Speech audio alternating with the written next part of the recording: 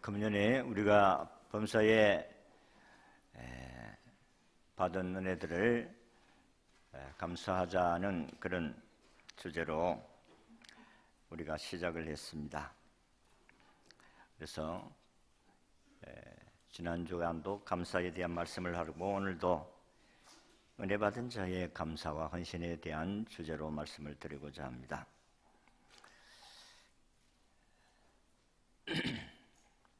한번 우리 기억하는 의미에서 따라하겠습니다. 은혜 받은 자의 감사와 헌신.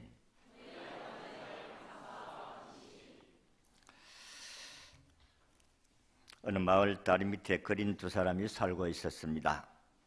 그런데 그 다리 입구 쪽에는 기념비석이 세워져 있었습니다. 거기에는 다리를 세우기 위해 기부한 사람들의 이름이 새겨져 있었는데 그 비석을 볼 때마다 한 거리는 침을 뱉으면서 언제나 욕을 했습니다. 이 양심도 없는 놈들, 돈 많은 것들은 조금 해놓고 생색을 내고 말이야, 참 가정스럽다, 이러면서 비난을 했습니다. 그러나 한 거리는 늘 이렇게 말했습니다. 옛사람아, 그래도 참 고마운 사람들이 아닌가. 우리에게 비를 피할 수 있도록 해주고 많은 사람을 편리하게 건너가게 해주니 얼마나 감사한 일인가. 나도 언젠간 이 사람들처럼 좋은 일을 할 수가 있다면 나도 앞으로 그렇게 했으면 좋겠다 하면서 늘 감사했습니다. 그로부터 30년이 지난 후에 그 다리 옆에 새로운 큰 다리가 세워졌습니다. 그리고 그 기념비에 하나가 세워졌는데 그 비석에는 늘 고마운 마음을 가졌던 그 거린의 이름도 들어가 있었습니다.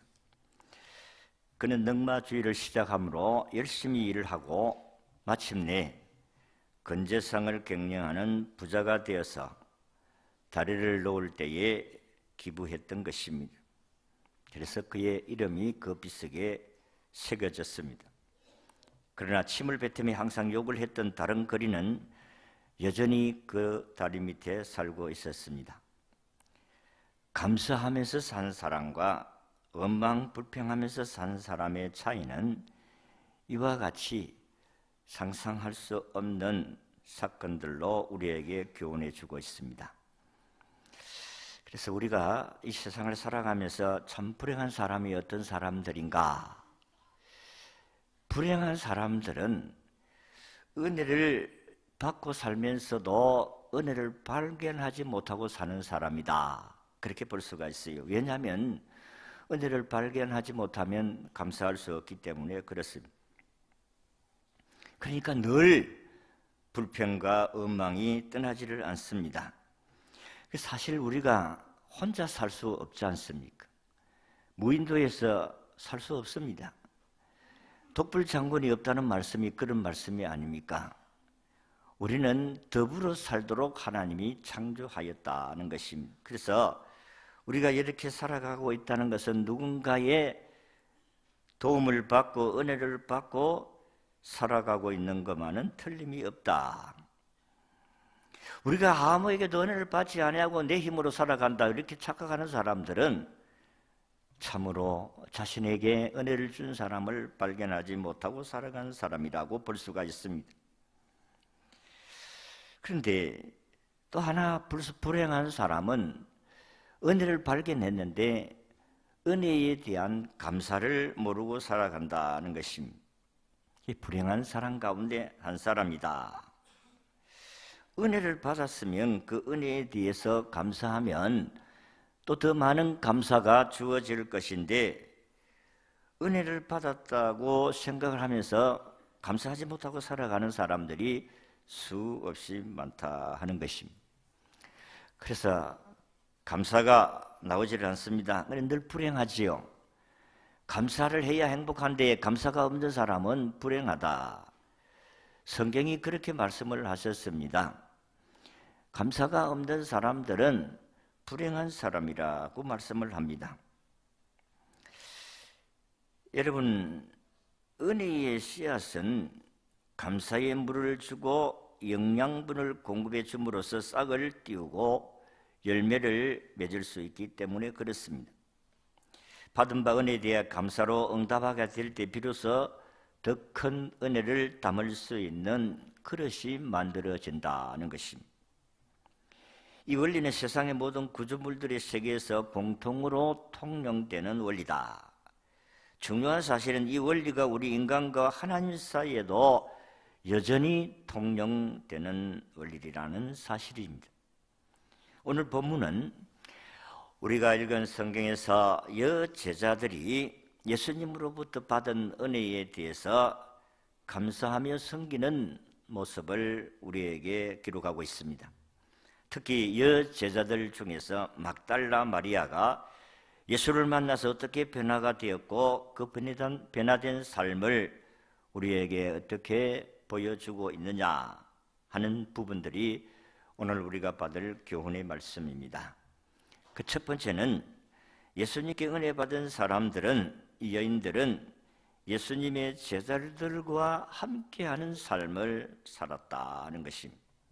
오늘 우리가 읽은 1절의 말씀을 보면 그 위에 예수께서 각 성과 마을에 두루 다니시며 하나님의 나라를 선포하시며 그 복음을 전할시세 12 제자가 함께하였고 라고 했습니다.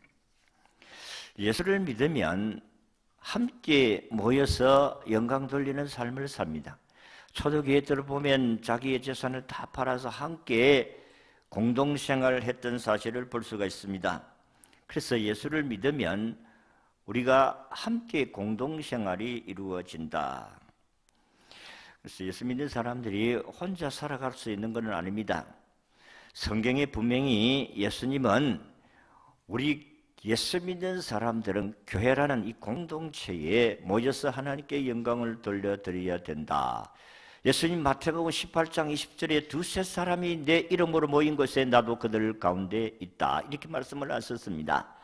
그렇기 때문에 예수를 믿는다 하면 우리가 함께 모여서 영광을 돌려드려야 될 줄로 믿습니다. 모여야 돼요. 그래서 안식일을 거룩하게 지키라고 하신 계명을 따라서 혼자 집에서 예배드리는 게 아니옵시다. 우리는 예수 그리스도 안에서 모인 무리들이 함께 영광을 돌려야 되는데 교회로 와야 된다 하는 것입니다. 오늘 2절에 보면 막달라 마리아를 소개하고 있는데 그 다음 3절에서 보니까 헤롯의 청지기 구사의 아내 요한나와 다른 여러 여자가 함께하여 그렇게 말씀을 하셨습니다. 예수 믿는 사람들은 함께 모인 일에 힘써야 될 줄로 믿습니다. 히브리 10장 25절도 말씀한 같이 그 날이 가까이 오물 볼수록 모이기에 더 힘쓰라. 모이기를 어떻게 피하는 사람들의 말을 듣지 말고 우리가 모이는데 힘을 쓰라 그랬습니다. 예수 믿는다고 하면 예수 믿는 사람은 열심히 모여서 예배드리고 기도하고 찬양하고 복음 전해야 될 줄로 믿습니다. 이 교회의 공동체의 본질입니다. 안 모이고 흩어져서는 안 됩니다. 이런 일화가 있습니다. 1세기에 그 터키의 가파도기아의 한 일화인데 이 가파도기아라는 이 지역의 사람들이 주로 핍박 사람, 예수를 믿다가 핍박받은 사람 그곳에서 땅굴을 파고 산인데 땅굴을 파고 들어가서 지하 10몇 층까지 그렇게 살았는데 이 가파도기아의 공동체가 싫어가지고 이 공동체를 떠나겠다는 선언한 한 청년이 있었습니다. 그때 공동체의 리더자가 그러면 이별의 의식이라도 하고 떠나야 되지 않느냐 그러면서 모닥불을 피우게 했습니다. 그리고 여러 성도들이 함께 둘러앉았습니다. 말없이 불타고 있는 모닥불을 지켜보던 리더는 갑자기 모닥불에서 나무 토막 하나를 불 속에서 끄집어내면서 청년에게 말했습니다. 형제여 잘 보게 이 나무 토막 하나가 바로 형제의 운명이다. 이 나무 토막은 불 속의 공동체를 떠나는 순간에 불꽃을 잃어버리는 죽음의 순간을 맞이하는 것이다. 그래서 얼마 있지 아니하니까 그 나무 토막에 붙던 불이 식어지고 그리고 시꺼먼 연기만 올라갔습니다. 이 나무 토막이 식기를 시작하자 리더는 그에게 이렇게 말했습니다. 이제 이 나무 토막을 갖고 이곳을 떠나게나. 그러나 자네가 다시 불타기를 바란다면 언제나 이곳으로 돌아오도록 기도하겠네. 이렇게 이야기했을 때 이 형제는 울면서 자기의 결정을 처리하고 다시 공동체를 향한 헌신을 다짐했다는 이야기입니다. 핍박의 시대가 아닌 오늘 시대, 그 당시에는 핍박을 당했기 때문에 더더욱 믿음의 사람들이 한 곳에 모여서 서로 격려하고 위로를 해야 될 그런 시대인데 그 공동체가 싫어서 떠났다는 것입니다.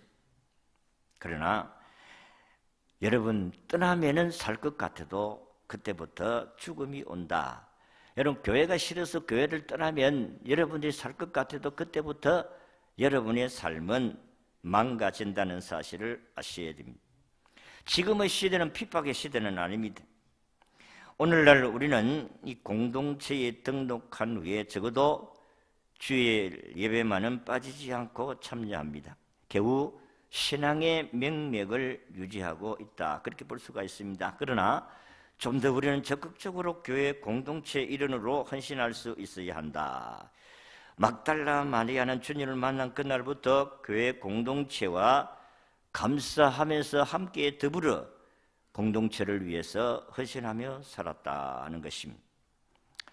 우리는 이 땅 위에 살아가면서 누구 때문에 내가 이렇게 되었다, 누구 때문에 누구다 이렇게 힘들고 불행하게 되었다.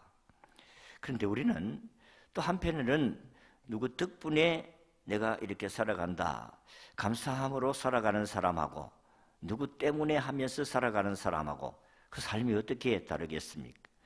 누구 때문에 살아가는 사람들은 참 불행합니다. 늘 불평과 원망과 감사가 없습니다. 그러나 누구의 덕분에 살아간다고 하면 그 사람은 늘 감사하면서 살아갈 수 있게 될 줄로 믿습니다.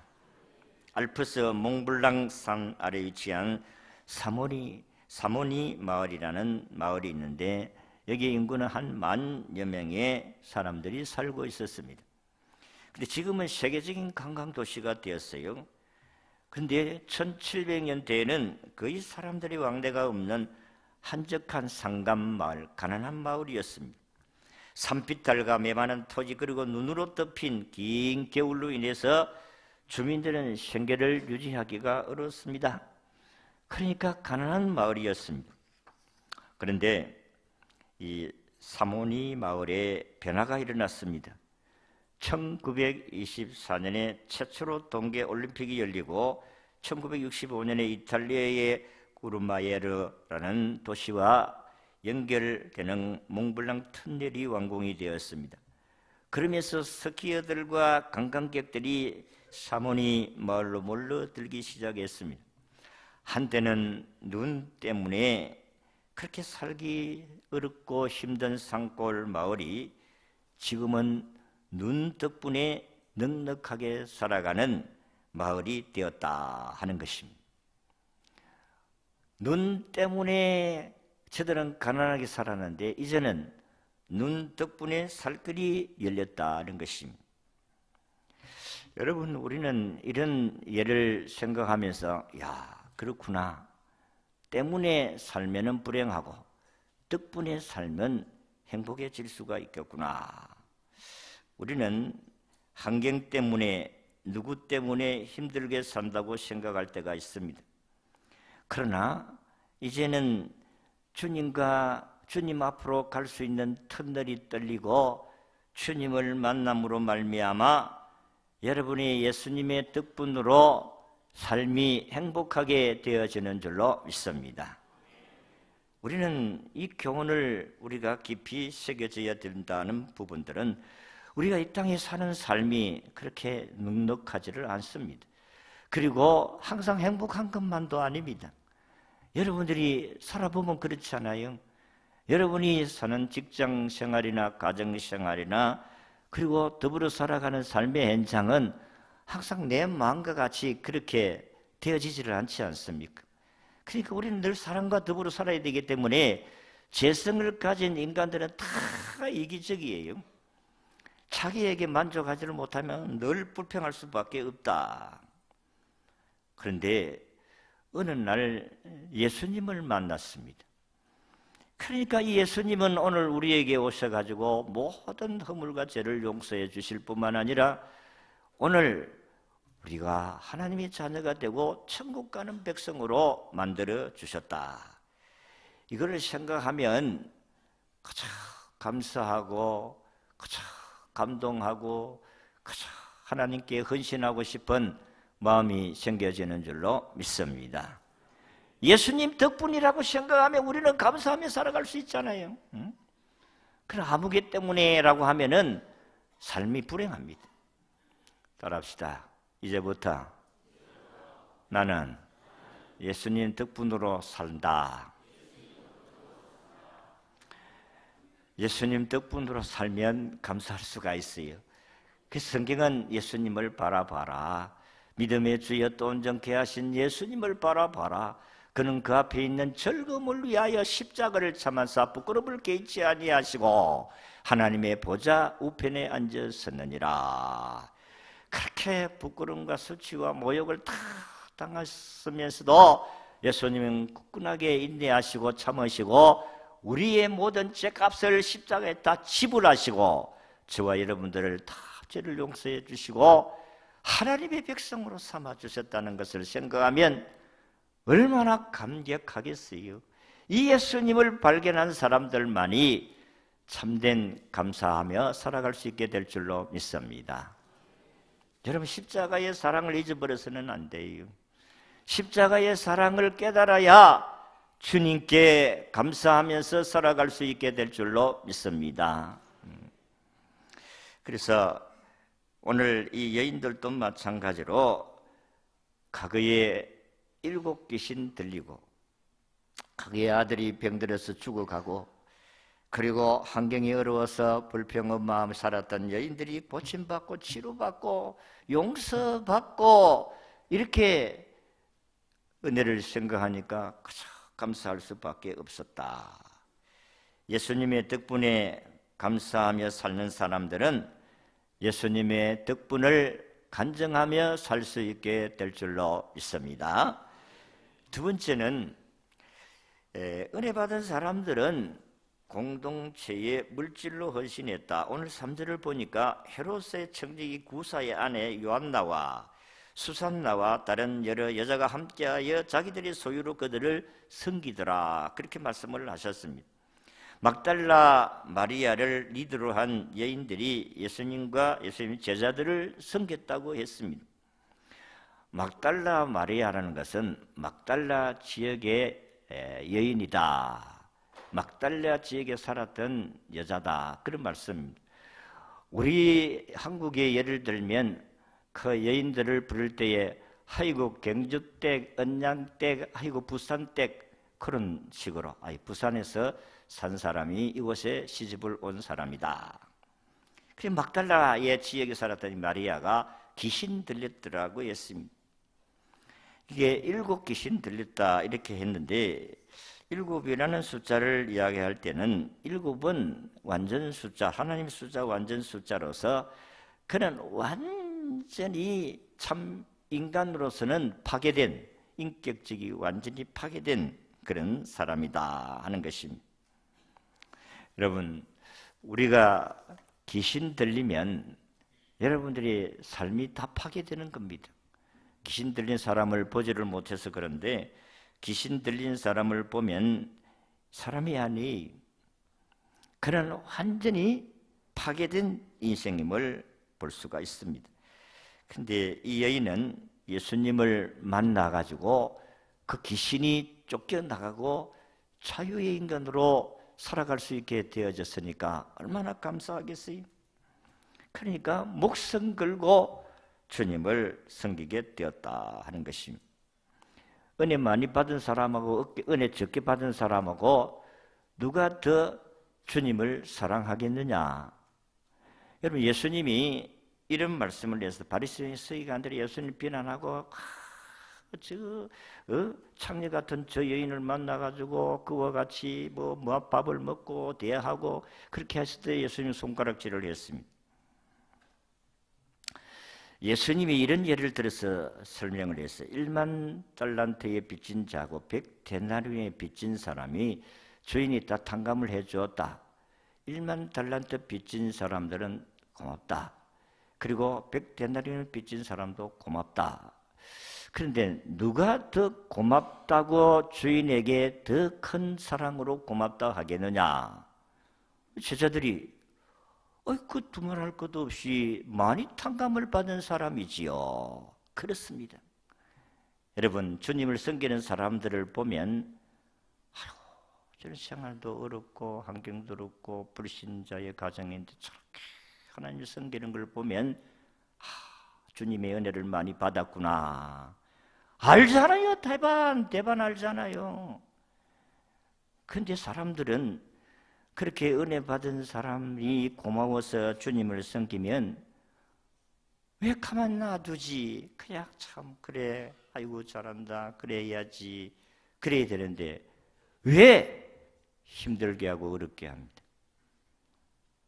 그것이 있어야 되는 게 개뿔 것도 없는 게 뭘 봉사하고 섬긴다. 개뿔도 없다는 말은 하나도 없다 그 말 아니겠어? 안 맞습니까? 개뿔이 있습니까? 개뿔이 있어요. 개뿔도 없다는 것은 아무것도 없다는 그런 말 아니겠어요? 하나님을 섬기는 믿음의 삶의 중심은 기쁨으로 즐거움으로 밤낮으로 그렇게 섬기는데 그렇게 안 하는 사람들은 왜 그렇게 말을 하느냐? 새벽기도 한다고 해서 그렇게 다 되나? 새벽기도 나도 가난하면 가난하고. 우리가 하나님을 섬기는 믿음의 삶이 오늘 서기관들과 바리새인 같이 아니하느냐 하는 것입니다. 이 여인은 얼마나 고맙겠어요. 이제는 나를 이렇게 해주신 분을 위해서 내 생명 바치겠다. 그렇습니다.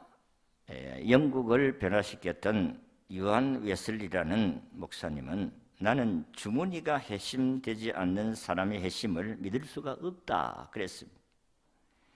예수님이 나의 죄를 위해 대신 십자가에서 죄값을 지불하기 위해서 죽었을 것을 깨달은 사람은 주님과 주님의 나라의 확장을 위해서 물질을 헌신할 수가 있습니다.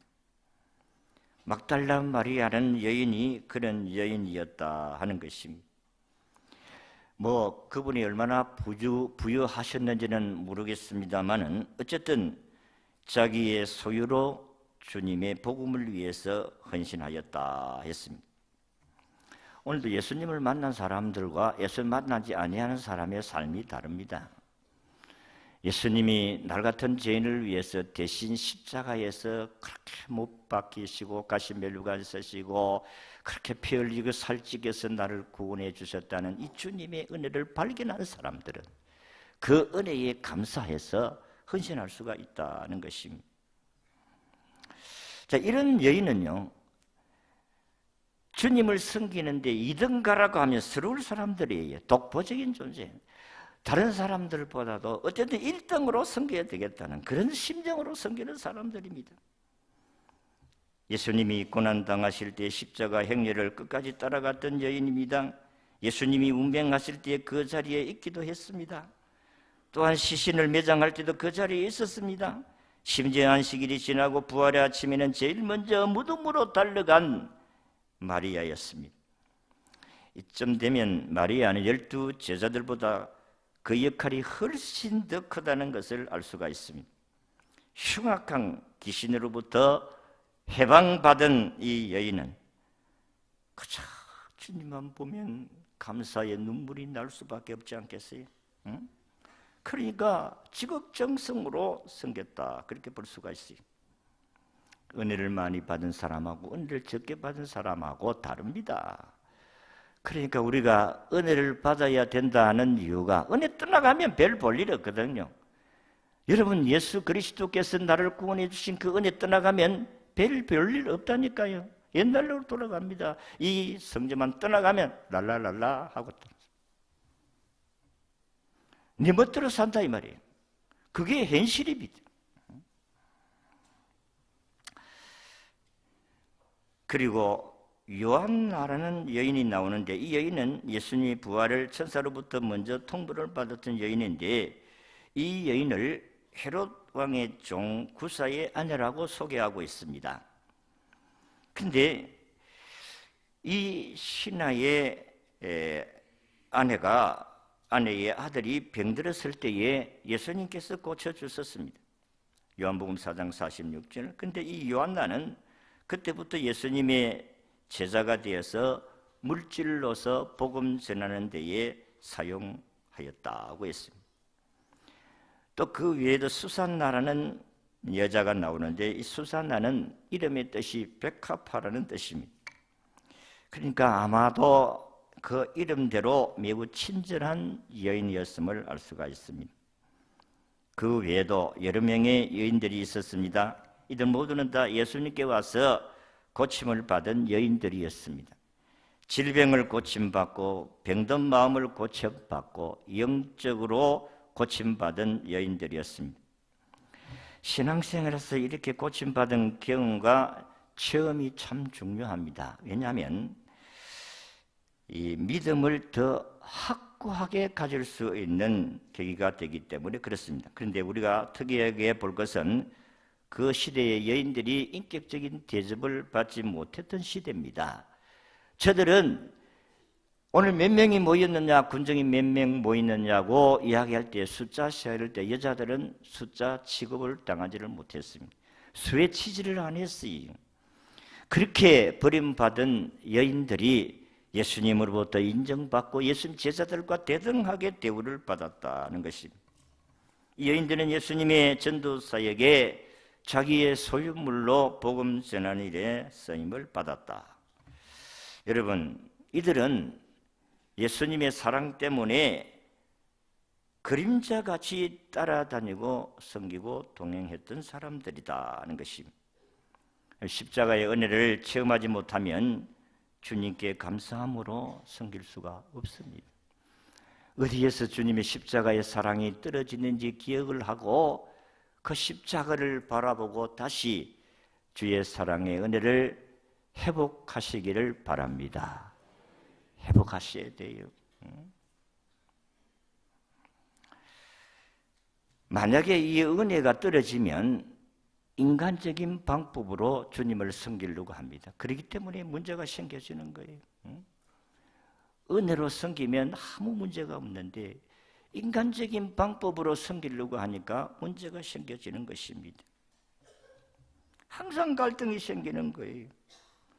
은혜에 대해서 늘 감사하는데 무슨 문제가 생기겠어요? 주님, 은혜에 감사하는데 생길 수가 없습니다. 마지막으로 은혜 받은 사람들은 예수님을 증거했다고 했습니다. 막달 마리아 헌신은 예수님 12 제자들과 함께 필요한 물질적인 지원을 했었을 뿐만 아니라 저들은 예수님의 제자들과 함께 복음을 전했다고 했습니다. 저들은 예수님이 죽으시고 장사 지낸 그 주일 아침에 무덤가로 갔습니다. 이유가 뭐겠어요? 예수님의 부패, 시신이 부패하지 아니하도록 기름을 바르기 위해서 기름을 가지고 달려갔습니다. 그런데 무덤이 빈 무덤이었고 또 예수님은 보이지 않았습니다. 그 무덤에 갔을 때에 주의 천사가 마리아에게 말하기를 그가 여기 계시지 않고 그 말씀한 대로 살아났었느니라. 그래서 이 말씀을 들은 마리아와 그 친구들이 제자들에게 알리기 위해서 달려갔다고 했습니다. 마태복음 28장 8절에 그 여자들이 무서움과 큰 기쁨으로 빨리 무덤을 떠나 제자들에게 알리려고 다름질할세. 여러분들이 급한 일이 생기면 달리지 않습니까? 달린다는 것은 급하다는 것이고 또 소식이 너무 감동적인 소식이 되어가지고 이것도 또 빨리 알리기 위해서 달려갔다 했습니다. 좋은 소식으로 달려가면 좋습니다. 근데 안 좋은 소식 때문에 달려가는 것은 불행하죠. 막달라 마리는 예수님 부활 소식을 듣고 그런 제자들에게 알려드렸다. 증인이 되었습니다. 예수님이 부활했다는 소식은 저들에게 상상할 수도 없는 사건이었어요. 그래서 달려가서 예수님의 부활을 증거했습니다. 마태복음 28장 9절에 보니까 예수께서 그들을 만나 이르되 평안하냐 하시거늘 여자들이 그 발을 붙잡고 경배하니라 했습니다. 부활의 예수를 만났으니까 놓칠 수가 없어요. 그 발을 붙잡고 엎드려 경배했다는 것은 경배라는 말씀은 오늘 시대는 예배를 의미하는 것입니다. 너무 좋고 너무 감격스러우니까 주님을 위해서 헌신을 다짐했다는 것입니다. 여러분, 우리가 예배 드리는 것은 예수 그리스도의 은혜에 대한 감사를 드리는 시간이에요. 그리고 주님의 정인으로 살아가겠다는 결단의 시간이기도 합니다. 그래서 오늘 우리들은 예수님 덕분에 구원받았으니까 그 은혜에 대해서 감사의 표현으로 예배 생활 잘 하시기를 바랍니다. 그래서 교회의 공적인 예배는 주일 낮 예배, 주일 밤 예배, 수요일 예배, 그게 공적인 예배입니다. 그리고 구역 예배도 역시 우리도 공적으로 선언된 예배이기 때문에 우리 성도들이 모여야 됩니다.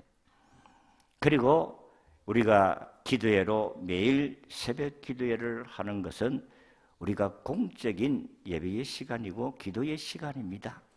여러분들이 할 수만 있으면 참여하시기를 바랍니다. 여러분들이 이 공동체의 생활을 통해서 주님을 만나고 은혜를 받게 되는 줄로 믿습니다. 주님을 사랑하는 사람들은 어떻게 하든지 모임에 참여하려고 애쓰는 자가 주님의 은혜를 많이 체험한 사람이에요.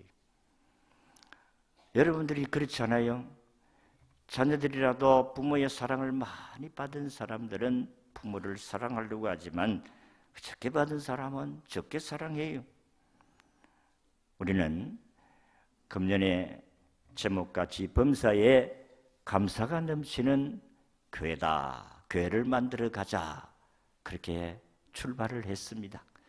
그래서 여러분들이 십자가의 사랑을 늘 생활 가운데 가슴 속에 안고 감사가 넘치는 삶을 살아갈 수 있기를 바랍니다. 예수 그리스도의 은혜를 체험한 사람들은 주의 백성들이 모이는 공동체에 열심히 참여합니다. 주님이 주신 물질로 가지고 감사함으로 섬기게 됩니다.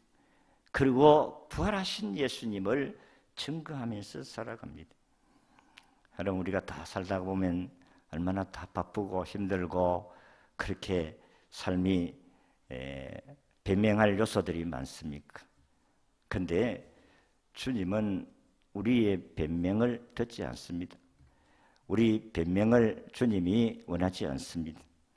주님은 오늘 우리를 향하여서 내가 어떻게 너를 사랑했느냐, 내가 너희를 사랑한 같이 너희들도 서로 사랑하며 살아라 하셨습니다.